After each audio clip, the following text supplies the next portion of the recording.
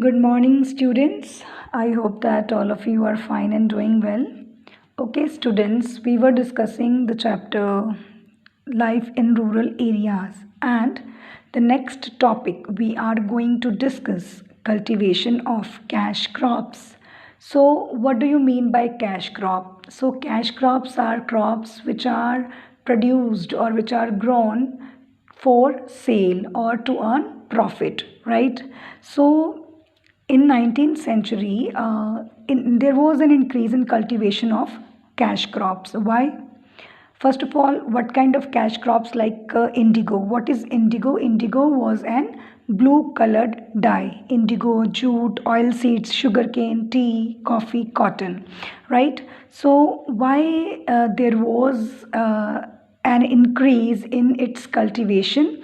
Because British wanted it. British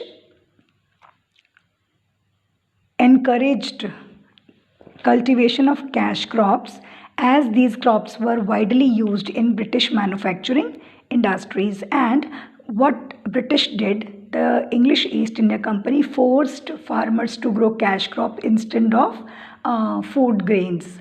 So, likewise, with the practice of cultivating cash crop, then later on there was decrease in the production of food grains, and hence there was acute shortage of food supply once, right? So we are going to discuss one case study of indigo. Actually, I earlier told you that indigo is a blue color dye which is obtained from indigo plant. So this is used to dye cloth. There was a great demand of it in Europe. Actually, in 19th century, there was industrial revolution in England. So the textile industry was flourished or developed, you can say, right?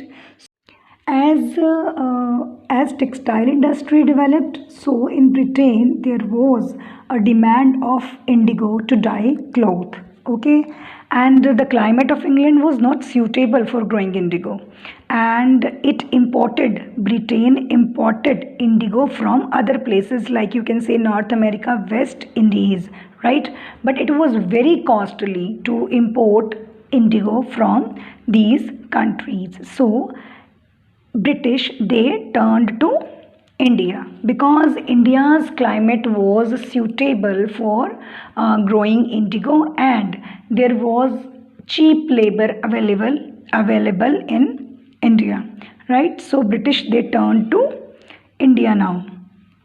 So, what happened like earlier, actually, indigo had been grown in India since medieval times, but only a small portion of the land was used to cultivate it, right?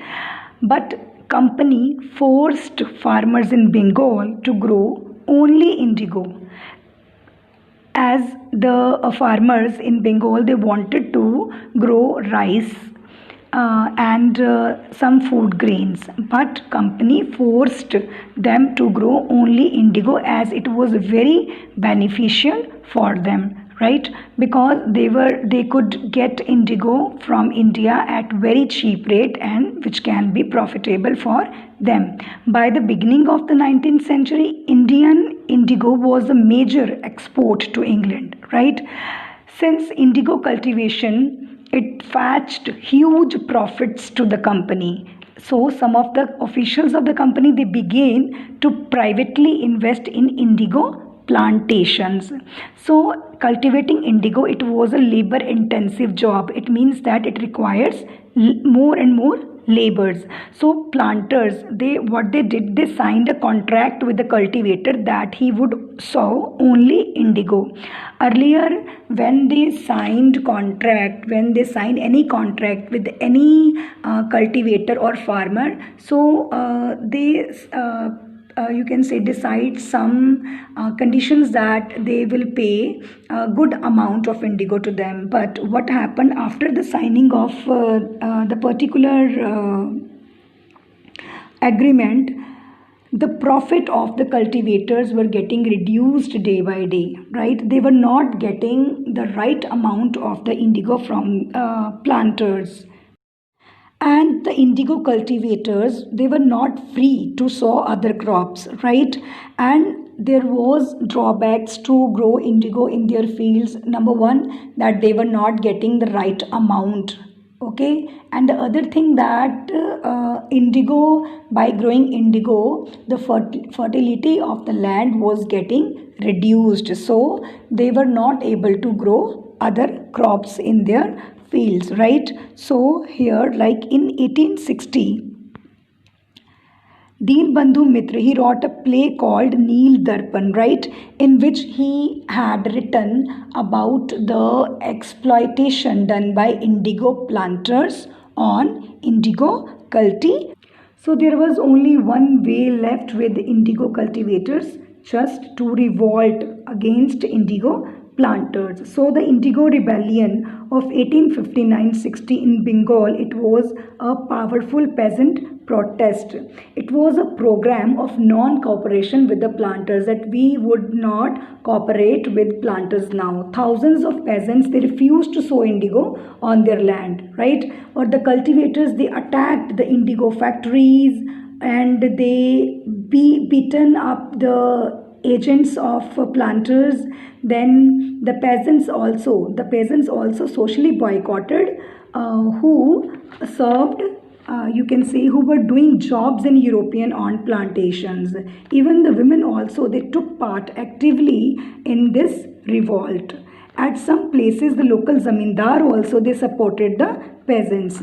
Now this widespread nature of rebellion, it forced the government to act immediately. So the government, means the English East India Company, they set up the Indigo Commission to look into the matter.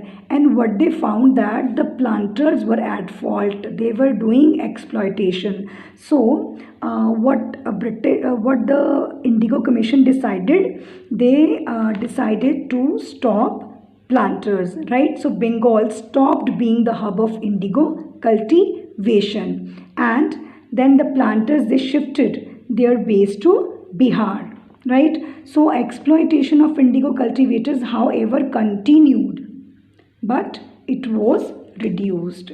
So this chapter was over. The indigo cultivation is a case study of this chapter, right? So you will get your homework, and have a good day. God bless you all.